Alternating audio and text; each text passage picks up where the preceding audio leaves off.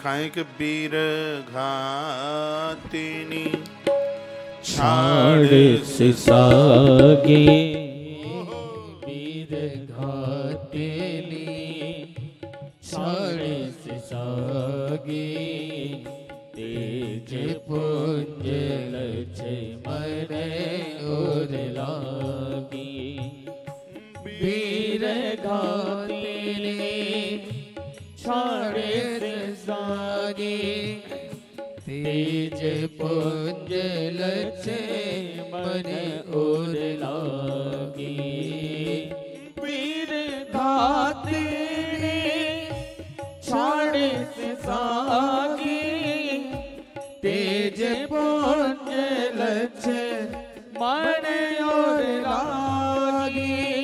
वीर घातनी शक्ति का उसने प्रहार किया जो लक्ष्मण की छाती में लगी। लक्ष्मण धराशायी हो गए। 1 करोड़ योद्धाओं ने लखन को उठाया। लखन टस से मस नहीं हुए। लखन वैराग्य है, वैराग्य को तो साधु ही उठा सकता है। बजरंगबली श्री हनुमत लाल जी महाराज ने लक्ष्मण को उठाया, राम जी की गोद में ले जाकर के सुलाया। कथा बड़ी मार्मिक है, मर्म से भरी हुई है और यह लीला राम जी की बड़ी अद्भुत है। मेघनाद शक्ति मारे, लक्ष्मण घायल हों, हनुमान लक्ष्मण को उठाए और राम जी की गोद में सुलाए। यही कर्तव्य, यही धर्म साधु का है।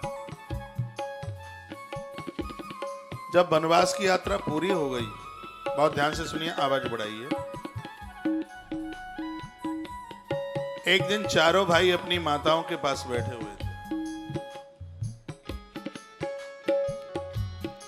राम जी ने कहा, मां, वन में बहुत आनंद आया। सुग्रीव जी मिले थे, सबरी मां के बेर खाने को मिले थे, गुरुदेव अगस्त के आश्रम पर गए थे। लक्ष्मण को पूछो, ये मेरी लीलाएं बड़ी अद्भुत थी। केवट ने चरण धोए थे मां।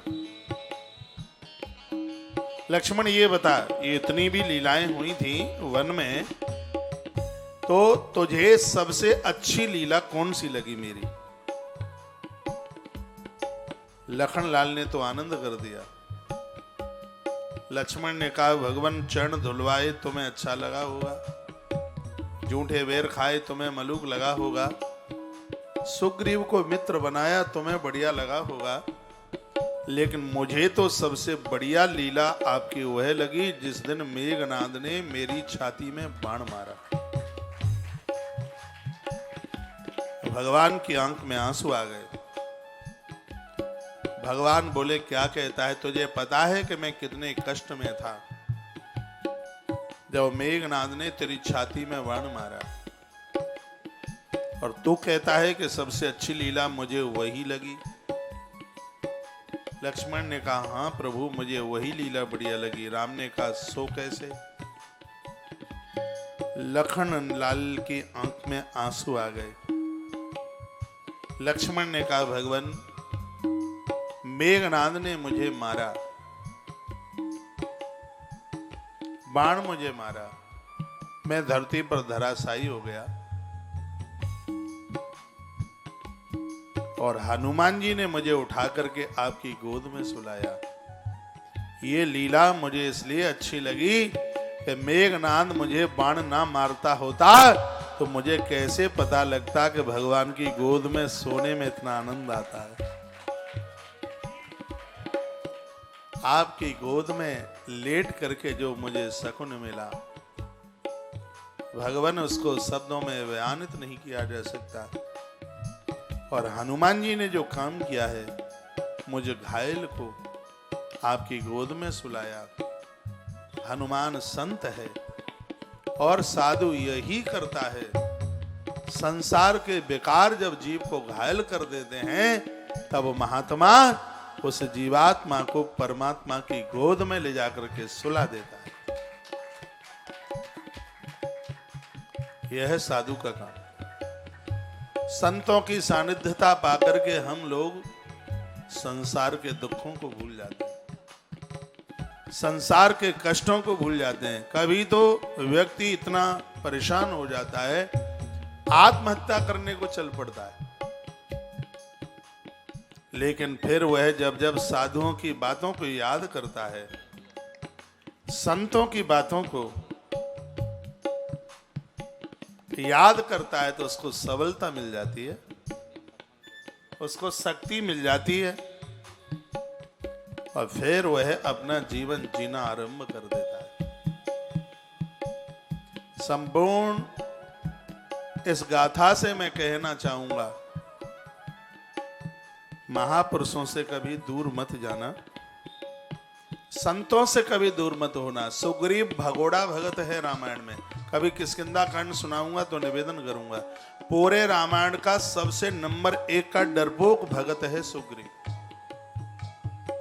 हनुमान को कहता है कि लगता है वाली ने किसी को भेजा है, वहीं से चुटकी बजा देना, मैं भाग जाऊंगा पर्वत छोड़ के। बड़ा डरपोक है।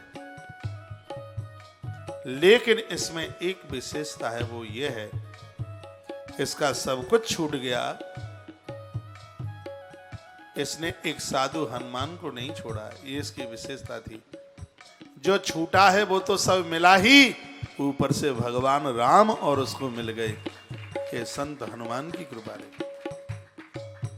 साधु ते हुई न कार्य हानि, संतों से जुड़ करके तो आज तक कभी किसी का घाटा नहीं हुआ। पूरी दुनिया हमें सुन रही है टेलीविजन के माध्यम से। यदि किसी को साधु से घाटा हुआ हो तो एक मैसेज लिख करके भेजें। संत से घाटा कभी किसी को हो ही नहीं सकता। साधु से तो तुम्हारा दुनिया में नाम हो जाएगा।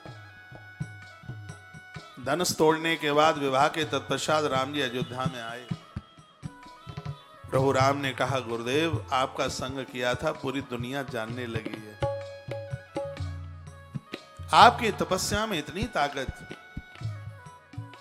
आपके हाथ में चुल्लू भर पानी लेने से सभी निशाचरों का समुदाय खत्म हो जाता। आप तो हमें हमारी महिमा जगाने के लिए लेकर के गए थे। राम जी ने कहा, गुरुजनों के संग रह करके शिष्यों का नाम होता है, लोगों में पहचान बनती है, समाज में पहचान बनती है।